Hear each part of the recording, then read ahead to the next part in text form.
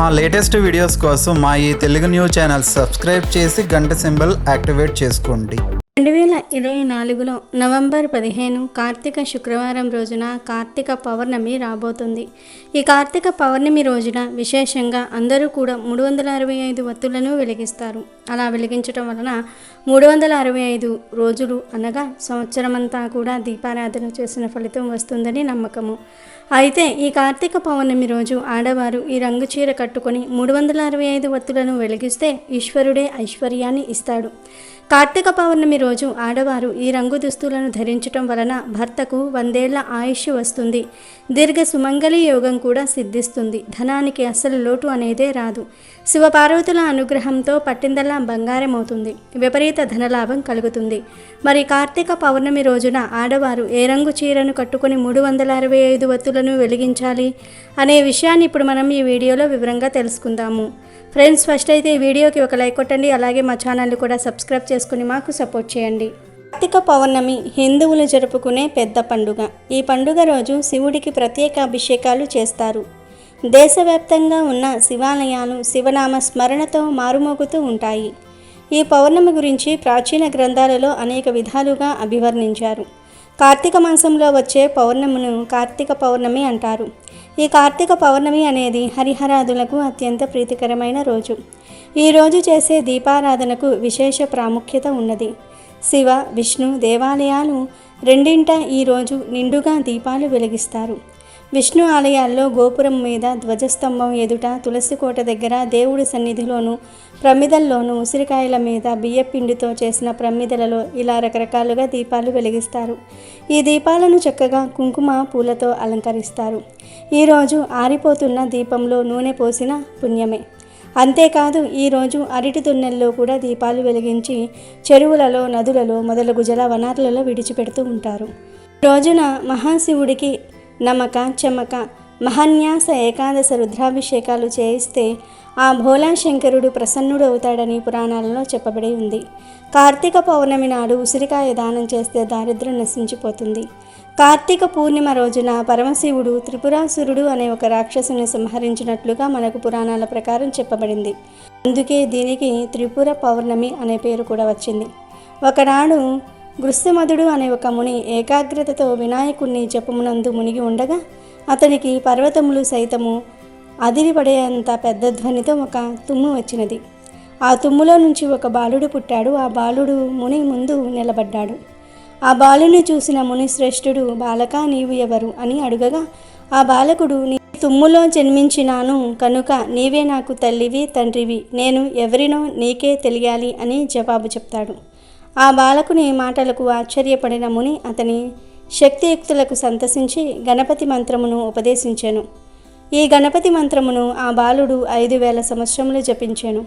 అప్పుడు ఆ బాలునికి గణపతి సాక్షాత్కరించి, బాలక ఏం వరం కావాలే కోరుకో అన్నాడు. అప్పుడు ఆ బాలుడు, స్వామి 3 లోకములలో నాకు ఎవరూ ఎదురు ఉండరాదు. దేవతలు నాకు వసులై ఉండాలి. నేను దేనిని సంకల్పించినా అది తక్షణమే సిద్ధించాలి. నేను ఇహములో సుఖములను అనుభవించి పరములో మోక్షమును పొందాలి అను వరములను అతడు గణపతిని కోరెను. గజాననుడు ఆ వరములను ప్రసాదించెను.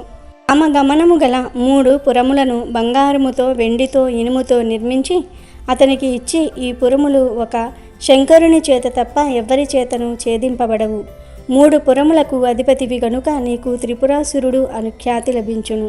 శంకరుడు తన ఏకైక బాణముతో ఈ 3 పురములను ఛేదించినప్పుడు నీకు ముక్తి లభించును అని వరము అనుగ్రహించి వెళ్ళిపోయాడు. తర్వాత త్రిపురాసురుడు వినాయకుని వలన పొందిన శక్తులతో భూమండలమును అంతటినీ కూడా ఆక్రమిస్తాడు. తర్వాత అతడు దేవలోకముపై దండయాత్ర చేస్తాడు. ఇంద్రుని ఓడిస్తాడు. అమరావతిని తన రాజ్యముగా చేసుకున్నాడు. అచ్చటి నుండి త్రిపురుడు బ్రహ్మలోకమునకు దండెట్టడానికి వెళ్తాడు. బ్రహ్మ త్రిపురాసురుడికి భయపడి విష్ణువు యొక్క నాభి కమలంలో లీనమైపోయాను. విష్ణువు కూడా ఆ రాక్షసునికి కనపడకుండా క్షీరసముద్రమునకు చేరుతాడు. ఈ విధంగా త్రిపురాసురుడు బ్రహ్మలోకమును విష్ణులోకమును రెండింటినీ కూడా ఆక్రమిస్తాడు. ఇక శివలోకమును ఆక్రమించుకునుటకై అతడు కైలాసమునకు వెళ్తాడు. శివుడు త్రిపురుడితో యుద్ధం చేస్తాడు. కానీ శంకరుడు ఎన్నిసార్లు యుద్ధం చేసినా త్రిపురాసురునిచే ఓడింపబడతాడు. అప్పుడు నారదుడు వచ్చి శివునితో, ఓ పరమేశ్వర, గణేశుణ్ణి పూజించి ఆయన అనుగ్రహము పొందకపోవుట చేతనే నీకు ఈ పరాజయము సంభవించినది గనుక గణేశుణ్ణి పూజించి అతని అనుగ్రహమును సంపాదించుకొనుము అని చెప్పాను. అదిగాక వినాయకుడు త్రిపురాసురుడికి వరము ఇచ్చినాడని, ఆ వరం ప్రకారం రాక్షసుడు శివుని చేతనే వధింపబడతానని కూడా నారదుడు శంకరుడికి తెలియజేస్తాడు. అప్పుడు శంకరుడు 100 సంవత్సరాల కాలము ఏకాగ్రతతో గణేశుని గూర్చి తపస్సు ఆచరిస్తాడు. అప్పుడు విఘ్నేశ్వరుడు ప్రసన్నుడై శివుడికి ఒక బాణమిచ్చి తన సహస్రనామములను శివునికి ఉపదేశిస్తాడు. శివుడు ఆ సహస్రనామములను జపించి త్రిపురాసురునిపై యుద్ధమునకు బయలుదేరుతాడు. అప్పుడు శంకరుడు పృథ్వీని రథముగాను, సూర్యచంద్రులను చక్రములుగాను, బ్రహ్మను రథసారథిగాను, వేదములను గుర్రములుగాను, మెరుపును ధనస్సుగాను, విష్ణువును బాణముగాను చేసుకుని వినాయక అష్టకమును పఠించి విఘ్నేశ్వరుని యొక్క అభయము పొంది విష్ణువు యొక్క అంశతో కూడిన పాశుపతాస్త్రమును త్రిపురాసురునిపై ప్రయోగిస్తాడు. ఆ అస్త్రముతో త్రిపురులు దహింపబడగా త్రిపురాసురుడు మరణిస్తాడు. అతని శరీరం నుండి ఒక తేజస్సు వెలువడి శంకరునిలో లీనమవుతుంది. ఆ విధంగా త్రిపురాసురుడు మోక్షమును పొందెను. త్రిపురాసురుని శివుడు సంహరించటంతో దేవతలంతా ఆయనను త్రిపురారి అని పిలిచారు. ఈ సంహారం కార్తీక మాసం పౌర్ణమి నాడు జరిగింది కాబట్టి ఈ రోజును త్రిపురి పూర్ణిమ అని కూడా అంటారు. కార్తీక పౌర్ణమి రోజంతా ఉపవాసం ఉండి సాయంత్రం 365 వత్తులతో కూడిన దీపాన్ని వెలిగిస్తారు. రోజుకి ఒక వత్తి చొప్పున ఏడాది మొత్తాన్ని సూచిస్తాయి ఈ ఒత్తులు. ఈ 365 ఒత్తులను కొందరు ఆలయాల్లో వెలిగిస్తారు. ఆ వీలు లేనివారు ఇంట్లోనే దేవుని ముందు లేదా తులసి కోట ఎదుట వెలిగిస్తూ ఉంటారు. అయితే ఈరోజు ఇలా 365 ఒత్తులను వెలిగించేటప్పుడు ఆడవారు ఎర్రటి రంగు శారీని కానీ లేదా ఎల్లో కలర్ శారీని కానీ ధరిస్తే చాలా మంచిదని జ్యోతిష్య పండితులు చెప్తూ ఉన్నారు. కార్తీక పౌర్ణమి రోజు ఇలా రెడ్ కలర్ శారీని కానీ ఎల్లో కలర్ శారీని కానీ ధరిస్తే సౌభాగ్యం పెరుగుతుంది, దీర్ఘ సుమంగళ యోగం కలుగుతుంది, భర్త ఆయుష్ పెరుగుతుంది, ధన సమస్యలు పోతాయి, ధనలాభం కలుగుతుంది, శివపార్వతుల అనుగ్రహం లభిస్తుంది, పట్టిందల్లా బంగారం అవుతుంది. చీరలనే కాదు డ్రెస్సులు వేసుకునేవారు కూడా ఈ రంగులలో ఉండే డ్రెస్సులు వేసుకుంటే చాలా మంచిది. ఆడవారు ఒక్కరే కాదు పిల్లలు పెద్దలు అందరూ కూడా కార్తీక పౌర్ణమి రోజు గుడికి వెళ్ళినప్పుడు ఇంట్లో పూజ దీపారాధన చేసుకున్నప్పుడు రెడ్ లేదా ఎల్లో కలర్లో ఉండే దుస్తులు ధరిస్తే చాలా మంచిది. పరమేశ్వరుడి అనుగ్రహం లభిస్తుంది కనుక అందరూ కూడా కార్తీక పౌర్ణమి రోజు ఈ రంగు దుస్తులను ధరించి శుభ ఫలితాలను పొందండి. సాగర మదనం సమయంలో పాలకడలి నుంచి పుట్టిన ఆలాహలాన్ని పరమశివుడు స్వీకరించి తన కంఠంలో నిలుపుతాడు. అయితే అలా ఆలాహలం మంటలకు శివుడికి ఎక్కడ ప్రమాదం జరుగుతుందో అని పార్వతీదేవి సహజ సిద్ధమైన బేలతనం వల్ల భయపడుతుంది. తన భర్తకు ఆలాహలం మంటల వల్ల ఏమీ కాకుండా ఉండాలని దానికి ప్రతీకగా ప్రతి కార్తీక పౌర్ణమికి తన భర్తతో సహా జ్వాలాతోరణం దాడుతానని అగ్నిదేవునికి మొక్కుకుంటుంది. శివునికి ఏమీ కాలేదు. దాంతో పార్వతీదేవి మొక్కుకున్న విధంగా ప్రతి కార్తీక పౌర్ణమి రోజున పరమేష్టి పరమశివునితో సహా జ్వాలాతోరణం దాటుతుంది. దానికి ప్రీతిగానే కార్తీక పౌర్ణమి రోజు గుడిలో జ్వాలాతోరణం ఏర్పాటు చేసి శివ పార్వతులను ఆ తోరణం కింద నుండి దాటిస్తారు. ఈ తోరణాన్ని కొత్త గడ్డితో చేస్తారు. కొత్త గోంగూర నారను తాడుగా పేని 2 చోట్లకు మధ్యగా కానీ 3 కర్రలకు మధ్యగా కానీ తోరణంలాగా కడతారు. కొత్త గడ్డిని అంటించగానే అది రెపరెపలాడుతూ కాలిపోతుంది.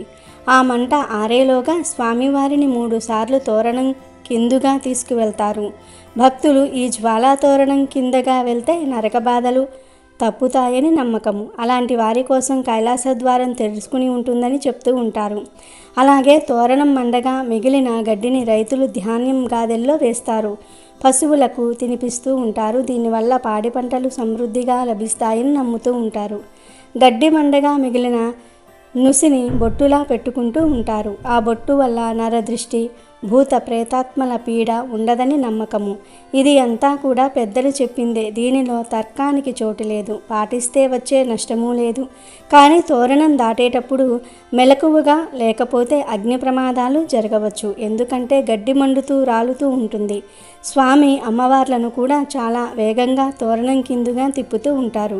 కనుక కుదిరిన వారందరూ కూడా కార్తీక పౌర్ణమి రోజు జోలా తోరణం కిందగా 3 సార్లు వెళ్ళండి. నరక బాధలు తప్పుతాయి. కార్తీక మాసంలో కార్తీక పౌర్ణమి రోజు ప్రతి ఒక్కరూ కూడా 365 ఒత్తులతో దీపారాధన చేస్తారు. కానీ 365 ఒత్తులు వెలిగించేటప్పుడు తెలియక ఈ పొరపాట్లు చేస్తే మహాపాపం కలుగుతుంది. 99% మందికి తెలియక ఈ పొరపాట్లు చేసేస్తూ ఉంటారు.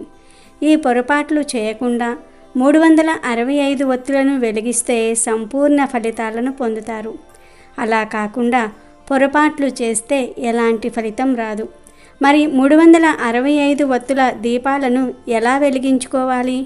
వెలిగించాక ఏం చేయాలి? ఎలాంటి పొరపాట్లు చేయకూడదు అనే విషయాన్ని ఇప్పుడు మనం ఈ వీడియోలో వివరంగా తెలుసుకుందాం. 365 ఒత్తుల దీపం కోసం 365 ఒత్తులను మీరు కొనడం కన్నా ఇంట్లో విభూదిని అద్దుకుంటూ పత్తితో మీ చేతులతో చేసుకుంటే మంచిది. మీరు చేసే ఒత్తికి తెంచిన భాగం మరియు కొన ఉంటుంది. కొనను పైకి ఉంచి తెంచిన భాగాన్ని కిందికి ఉంచి వెలిగించాలి. అంతేగాని ఒత్తులను తలకిందులుగా వెలిగిస్తే ఫలితం ఉండదు. 1-2 సార్లు చూసి జాగ్రత్తగా గమనించి వెలిగించుకోవాలి. మీరు మీ ఇంట్లో తయారు చేసే ఒత్తులను 3 కట్టలుగా కట్టాలి. 120, 120, 125 అనగా 120 ఒత్తులతో ఒక కట్ట, 120 ఒత్తులతో మరొక కట్ట, 125 ఒత్తులతో ఒక కట్టగా 3 కట్టలు కట్టి ఈ 3 కట్టలను ఒక కట్టగా చేయాలి. అలా 365 ఒత్తులను రెడీ చేసుకోవాలి. ఇంట్లో చేసుకోలేని వారికి కొనుక్కొని తెచ్చుకోవటం తప్ప వేరే ఆప్షన్ ఏమీ లేదు. అలా కొని తెచ్చుకున్నా తప్పేమీ కాదు. 365 ఒత్తులను వెలిగించే గంట ముందు ఆవు నెయ్యిలో నానబెట్టుకోవాలి. ఈ ఒత్తులను తీసే ముందు లైట్గా ఆవు నెయ్యిని పిండి తీయాలి. 365 ఒత్తుల దీపాన్ని వెలిగించటం కోసం పూజ చేసే సమయంలో, అంటే మీ ఇంట్లో లేదా దేవాలయంలో ఎక్కడ దీపం వెలిగిస్తే అక్కడ ముందు అష్టదళ పద్మం ముగ్గు వేసుకోవాలి. ఈ పద్మంపై పసుపు, కుంకుమ, అక్షింతలతో అలంకరించుకోవాలి. దానిపై తమలపాకు పెట్టి ఆకులో పసుపు వినాయకుడిని పెట్టుకోవాలి. ముందుగా పసుపు గణపతి ముందు దీపాన్ని హారతితో లేదా అగరబత్తితో వెలిగించుకోవాలి. ముందుగా పసుపు గణపతిని ఆవాహన చేసి వస్త్రము, యజ్ఞోపవీతము, గంధము, పసుపు, కుంకుమ, అక్షింతలతో చక్కగా పూజించుకోవాలి. ధూపం చూపించిన తర్వాత దీపాన్ని కూడా చూపించి బెల్లాన్ని నైవేద్యంగా సమర్పించి తాంబూలం కూడా సమర్పించుకోవాలి. ఆ తర్వాత కర్పూర హారతి ఇచ్చి మంత్రపుష్పం చెప్పుకొని అక్షింతలు, పూలు వినాయకుడిపై వేసి ఆత్మ ప్రదక్షిణలు చేసి అక్షింతలను స్వామివారిపై వేసి వినాయకుడి దగ్గర ఉన్న అక్షింతలను మన తలపై వేసుకోవాలి. అలానే కుంకుమ బొట్టు కూడా పెట్టుకోవాలి. ఈ విధంగా వినాయక పూజ చేసుకున్న తర్వాత 365 ఒత్తుల దీపాన్ని వెలిగించుకోవాలి. 365 ఒత్తులను మట్టి ప్రమిదల్లో లేదా పిండి ప్రమిదల్లో దేనిలో అయినా సరే పెట్టుకుని వెలిగించుకోవచ్చు. ముందు ప్రమిదలో 365 ఒత్తులను వేసి ప్రమిద కింద ఆకును కానీ లేదా ఇంకొక ప్రమిదను కానీ ఉంచాలి. తరువాత ఒక కర్పూరం పిల్లను 365 ఒత్తుల మీద పెట్టి అగరబత్తితో 365 ఒత్తులను వెలిగించుకోవాలి. ఇలా దీపాన్ని వెలిగించే సందర్భంలో హరహర మహాదేవ శంభో శంకర అని కానీ లేదా ఓం నమ శివాయ అని కానీ స్వామి నామాన్ని జపించాలి. ఇలా 365 ఒత్తుల దీపం వెలిగించిన తర్వాత ఆ దీపానికి పసుపు కుంకుమలతో బొట్లు పెట్టి పుష్పాలతో అలంకరించుకోవాలి. ఈ 365 ఒత్తుల దీపానికి ధూపం చూపించాలి. అయితే చాలామంది దీపం వెలిగించక ముందే పసుపు కుంకుమలతో బొట్లు పెట్టేసి పూలను అలంకరిస్తూ ఉంటారు. కానీ అలా చేయకూడదు. ఎందుకంటే మనం దీపాన్ని పూజించాలి. జ్యోతి వెలిగితేనే దీపం అవుతుంది. జ్యోతిని వెలిగించకుండా ముందే పసుపు కుంకుమలు పూలు సమర్పిస్తే ఒట్టి ప్రమ్మిదకు పూజ చేసినట్లు అవుతుంది. కనుక ఎవ్వరూ కూడా ఈ పొరపాట్లు చేయకండి. 365 ఒత్తులను వెలిగించక ముందే పసుపు కుంకుమ పూలతో అలంకరణ చేయవద్దు. 365 ఒత్తులను వెలిగించిన తర్వాత మాత్రమే పసుపు కుంకుమ పూలతో అలంకరణ చేయండి. ఇలా 365 ఒత్తులను వెలిగించిన తర్వాత బెల్లం ముక్కను ఆ దీపానికి సమర్పించాలి. లేదా చలిమిడి, వడపప్పు, పానకము సమర్పించవచ్చు. అలాగే కొబ్బరికాయను కొట్టి నివేదన చేసుకోవాలి. చివరిగా కర్పూర హారతి వెలిగించి ఒత్తులకు చూపించాలి. ఈ ఒత్తులు వెలుగుతున్నంతసేపు కార్తీక పురాణం చదువుకుంటూ ఉంటే చాలా మంచిది. లేదా ఓం నమఃశివాయ అంటూ పరమేశ్వరుని ధ్యానం చేసుకోవాలి. దీపం పెట్టాక 365 ఒత్తులు ఆహుతి అయ్యేదాకా అక్కడ ఉండాలి. అంతేగాని మధ్యలో వదిలేసి వెళ్ళిపోకూడదు. అలా మధ్యలో వదిలిపోతే వెలిగించిన ఫలితం ఉండదు. అందుకే గుడిలో అయితే పూర్తిగా వెలిగేదాకా ఉండలేమని చాలామంది ఇంట్లో తులసి కోట దగ్గరే వెలిగించుకుంటూ ఉంటారు. అలా ఇంటి దగ్గర కూడా 365 ఒత్తులు వెలిగించుకోవచ్చు.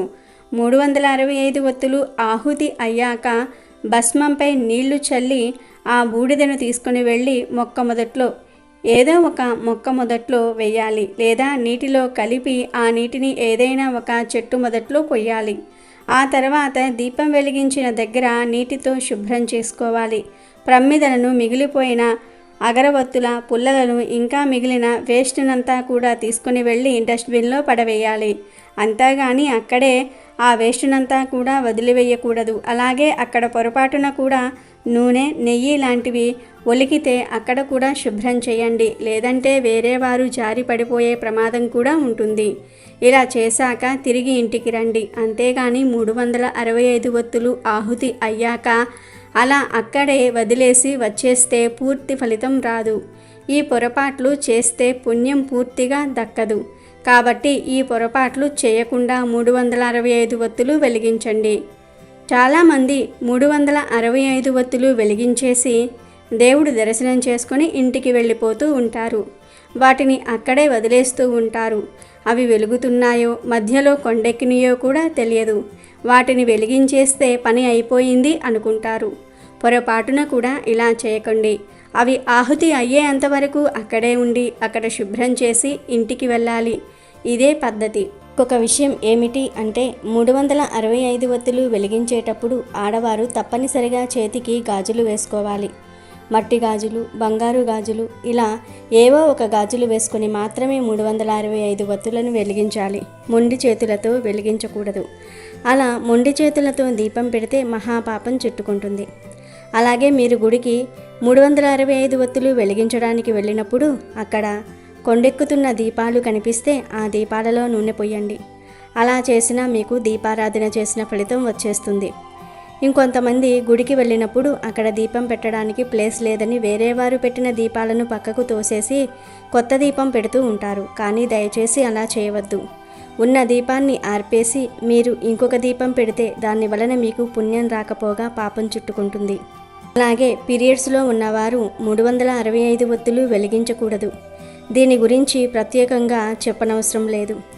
అలాగే 365 ఒత్తులు వెలిగించేటప్పుడు వేరే వారితో మాట్లాడుకుంటూ కబుర్లు చెప్పుకుంటూ వెలిగించకూడదు.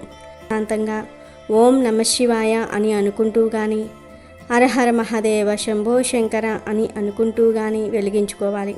అంతేగాని పక్కవారితో కబుర్లు చెప్తూ ఏకాగ్రత లేకుండా 365 ఒత్తులు వెలిగిస్తే ఫలితం రాదు. అలాగే 365 ఒత్తులు వెలిగించే మహిళలు లేదా పురుషులు కుంకుమ బొట్టును కానీ విభూతిని కానీ ధరించి వెలిగిస్తే పూర్తి ఫలితం దక్కుతుంది. 365 ఒత్తులు వెలిగించేటప్పుడు పాటించవలసిన నియమాలు.